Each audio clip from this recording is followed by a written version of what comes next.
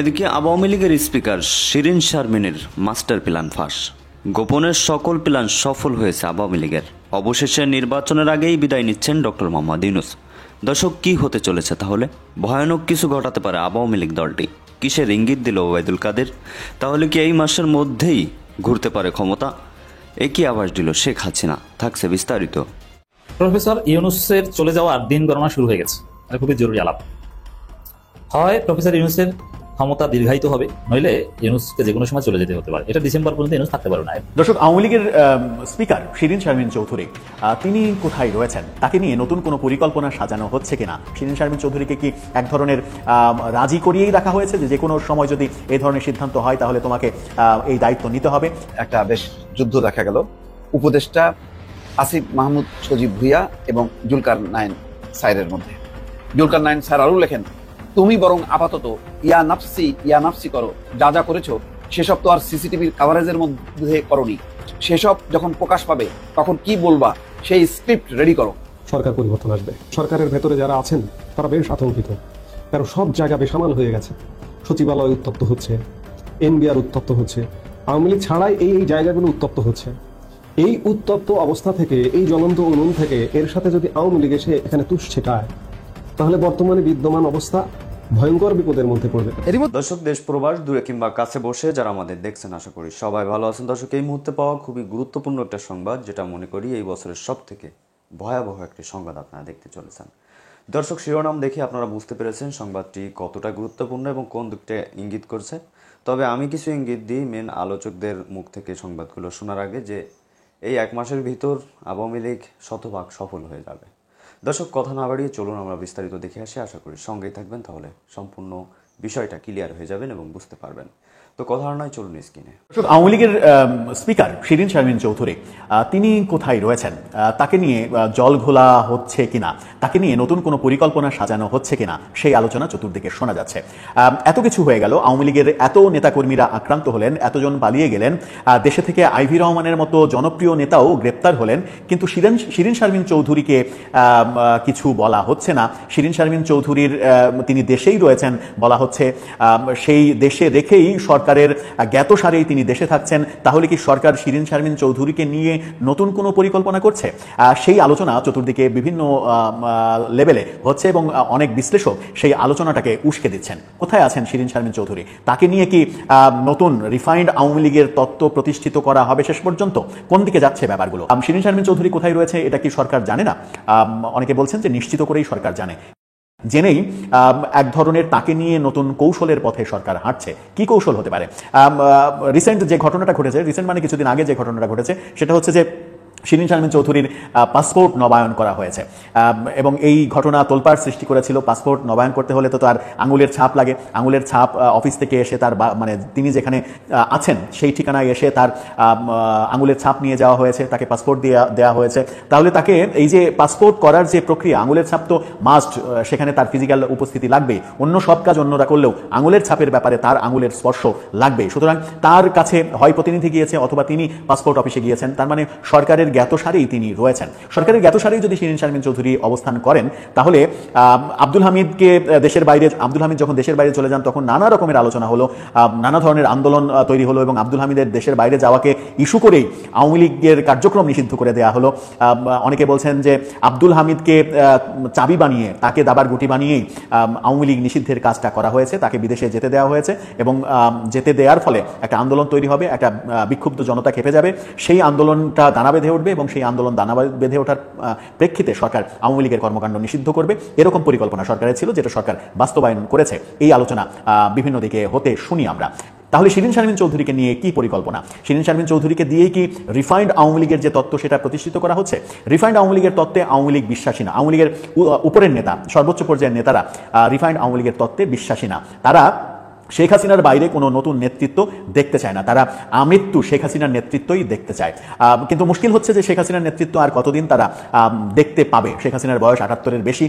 এরকম পর্যায়ে তিনি কতদিন আর শারীরিকভাবে সমর্থ থাকবেন? যদিও আমরা প্রফেসর ইউনূসকে দেখছি ৮৫ বছর বয়সেও শারীরিকভাবে সক্ষম, তিনি রাষ্ট্র চালাচ্ছেন। সেরকম সময় পর্যন্ত শেখ হাসিনা সুস্থ থাকবেন কিনা সেটাও একটা বড় বিষয়। আর যদি সুস্থ থাকেনও, তাহলে নতুন যে সংবিধান সংশোধনের উদ্যোগ নেওয়া হচ্ছে, সেখানে কিন্তু 2 টার্ম টার্মের বেশি কেউ প্রধানমন্ত্রী হতে পারবেন না, সেই ব্যাপারটা সবার ঐক্যমত্য হয়েছে। সুতরাং 2 বারের বেশি কেউ প্রধানমন্ত্রী হতে পারবেন না, তার মানে হচ্ছে শেখ হাসিনাকে সুযোগ দিলেও আর তিনি প্রধানমন্ত্রী হিসেবে দেশ চালাতে পারবেন না। সেরকম প্রেক্ষাপটে আওয়ামী লীগের বিকল্প নেতৃত্ব নেসেসারি হয়ে পড়েছে।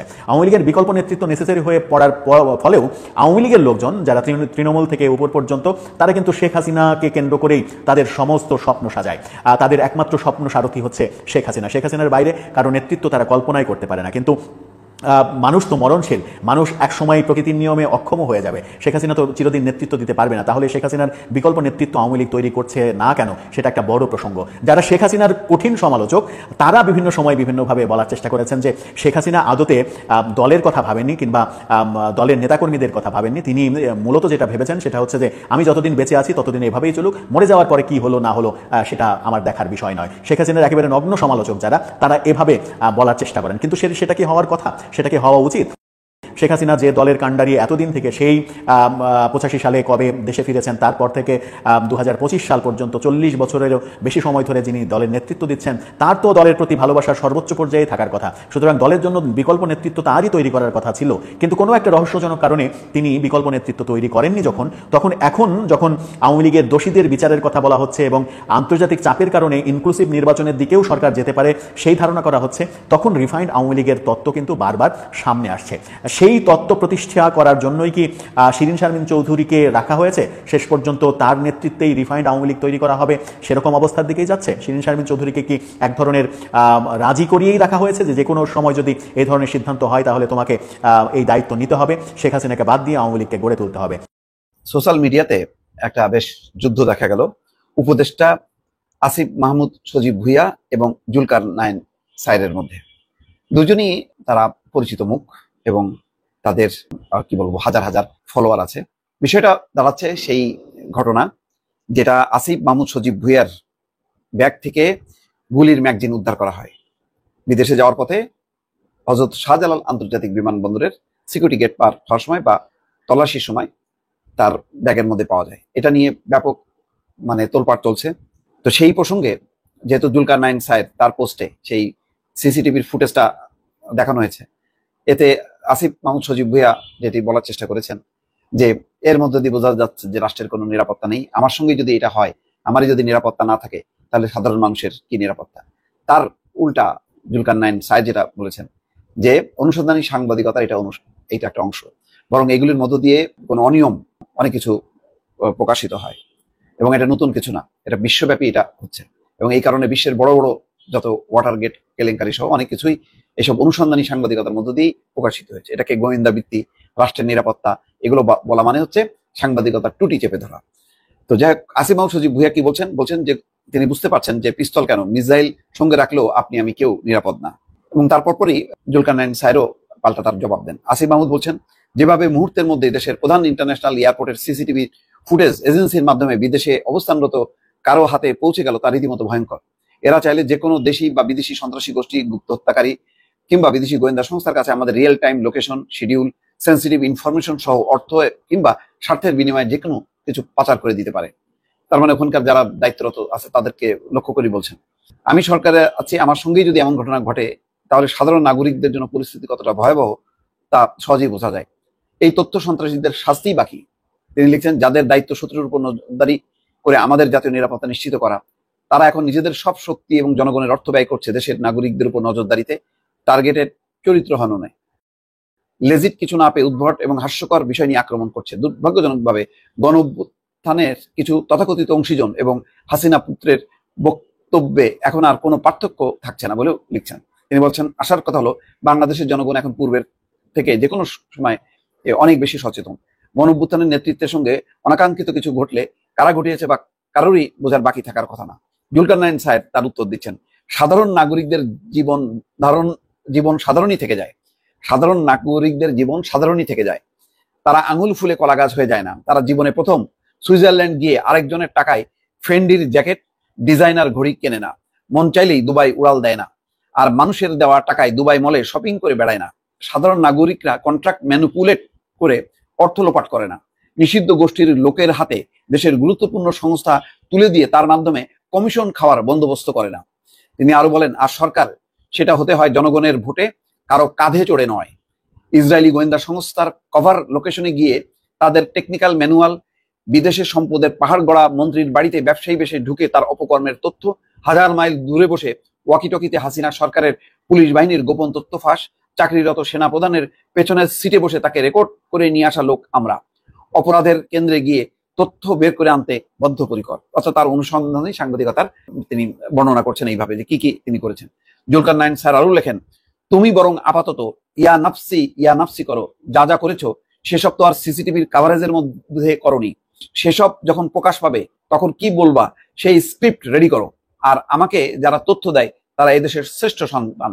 বাটবার কিসিমের না যে ক্ষমতার আঁচ পেয়ে নিজের বাপের নামে ঠিকাদারির লাইসেন্স নেয় আর ধরা খাইলে বলে আমি তো জানতামই না। কঠিন ভাবে তার মানে আসিফ মাহমুদ সজীব ভুইয়ার বাবা যেই ঠিকাদারি লাইসেন্স, তিনি হেডমাস্টার ছিলেন, ঠিকাদারি লাইসেন্স তার নামে, সেই ঘটনা নিয়ে তোলপাড় হয়েছে, সেই প্রসঙ্গটা তুলে আনছে। বেশ পাল্টাপাল্টি জমজমাট একটা লড়াই হলো। মানুষ আসলে এখন কেউ সমর্থন করছে আসিফ মাহমুদ সজীব ভুইয়া, ঠিক বলছেন, কেউ জুলকার নাইন স্যারের অবস্থানকেই সমর্থন করছেন, চলছে আর কি এরকম ঠোকাঠুকি।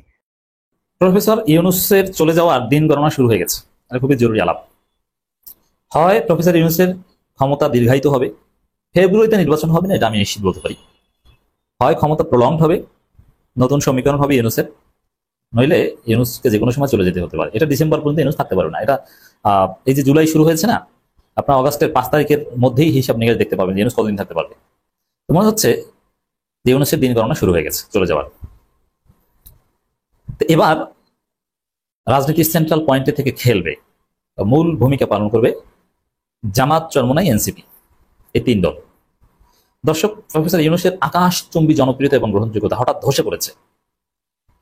এমনকি প্রফেসর ইউনুসের পার্টি বলা হতো, যেটাকে কিংস পার্টি বলা হতো, এনসিপি, সে এনসিপির সাথেও ইউনুসের সম্পর্ক আগের মতো নেই। এনসিপি এখন ইউনুসের পাশে নেই। ইউনুসের জীবনের এই দুর্বিষহ নেমে এসেছে বেসিক্যালি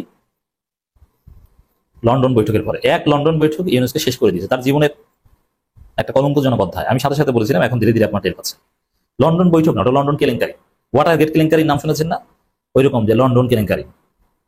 লন্ডন কেলেঙ্কারি মানে এনসিপি, জামাত বা ইউনুসের সব কাছের লোকজনকে বাদ দিয়ে সে এখন বিএনপির কোলে উঠেছে, বিএনপির মাধ্যমে শক্তিশালী হচ্ছে। অথচ বিএনপির সব ক্ষমতা নেই ইউনুসকে প্রোটেক্ট করার। বিএনপি বলেছে এক বেকায়দায়, যে খলিলুর রহমানরা ভেবেছিলেন যে বিএনপি সাথে ভারত আছে, ভারত বিএনপি মিলে আবার সেই ভারত আমেরিকা মিলে যাবে, তো বিএনপি ভারত আমেরিকা মিলে ইউনুসকে রক্ষা করবে। আর ইউনুস এদিকে আমেরিকাপন্থী, আমেরিকা থেকে খলিল রহমান, আলী রিয়াদেরকে ডেকে এনেছেন। কে ঠেকায় ইউনুসকে? হিসাব ছিল এটা। কিন্তু মজার বিষয় যে ভারত বিএনপি পিছন থেকে চলে যাচ্ছে, ভারত এখন খেলছে অন্য গোষ্ঠীকে নিয়ে। এদিকে এনসিপির সাথে সম্পর্ক খারাপ, এনসিপি জামাত তাদের যে অভিমান এটা কমেনি, খুব মাইন্ড করেছে যে এনসিপি জামাত আমাদেরকে বাদ দিয়ে, চরমোনাইকে বাদ দিয়ে আপনি তারেক রহমানের সাথে মিটিং করে নির্বাচনের তারিখ পিছিয়ে আনেন, জাতির উদ্দেশ্যের ভাষণ থেকে ফিরে আসেন, ফাজলামি নাকি? এক পলকেই হিসাব নিকাশ বদলে গেল। তো এই জায়গাটায় ইউনুসের পক্ষে এখন আর এনসিপি জামাত চরমোনাই টেকসই ভাবে নেই। এখন যদি ইউনুস চলে যেতে চান, মাঝখানে যে চলে যেতে চেয়েছিল এনসিপি জামাত ঠেকিয়ে রেখেছে, এবার প্রফেসর ইউনুসকে ঠেকাতে জামাত এনসিপি যাবে না, নিশ্চিত থাকে। এখন এনসিপি, চরমোনাই, জামাত এরা বিকল্প চিন্তা করছে। যেহেতু ইউনুস সাহেবের পক্ষে এখন কার্যকর কোনো শক্তি নেই, শুধু বিএনপি আছে, আর বিএনপি নিজেরাই নিজেদের রক্ষা করতে পারবে না, ইউনুসকে কি বাঁচাবে? এই জন্য ইউনুসের দিন গণনা। বিশেষ করে দেখবেন যে এই যে জুলাই সনদ যদি দিতে না পারে, তাহলে ছাত্র জনতাই জুলাই সনদ আবার পাঠ করবে, এনসিপির ছেলেরা কিচ্ছু করতে পারে না। ঐকমত্য কমিশন ব্যর্থতা আলী রিয়াজ স্বীকার করেছেন যে আমরা পাচ্ছি না, জুলাই সনদও দিতে পারছে না। 16 তারিখ জুলাই সনদ দেওয়ার কথা, কোনো খবর নেই, হওয়ার সম্ভাবনা দেখ। দর্শক, দেখছিলেন খুব গুরুত্বপূর্ণ প্রতিবেদন। এতক্ষণ আমাদের সাথে থাকার জন্য সবাইকে ধন্যবাদ জানাচ্ছি। পাশাপাশি ধন্যবাদ জানাই আজকের আমাদের আলোচক বৃন্দদের, যারা এতক্ষণ আলোচনা করছিল। দর্শক, দেখছিলেন আজকের বাংলা খবর, বাংলা আপডেট নিউজ। এতক্ষণ আমাদের সাথে থাকার জন্য সবাইকে ধন্যবাদ জানাচ্ছি। দর্শক, এখন এ বিষয়ে আপনাদের যদি মন্তব্য থাকে, মতামত থাকে, নিজস্ব ওপিনিয়ন থাকে, সেটা অবশ্যই কমেন্টের মাধ্যমে জানাবেন। আর একটু কমেন্টের মাধ্যমে জানাবেন আসলেই কি বাংলাদেশ ভালো চলছে নাকি খারাপ চলছে, বাংলাদেশ কি শেখ হাসিনার সময় ভালো ছিল নাকি ডক্টর ইউনূসই দেশ ভালো চালাচ্ছেন, কোনটা মনে হয় একটু সঠিকভাবে কমেন্টে লিখে যাবেন, যাতে হাজার হাজার মানুষ আপনার কমেন্টটা দেখতে পারে।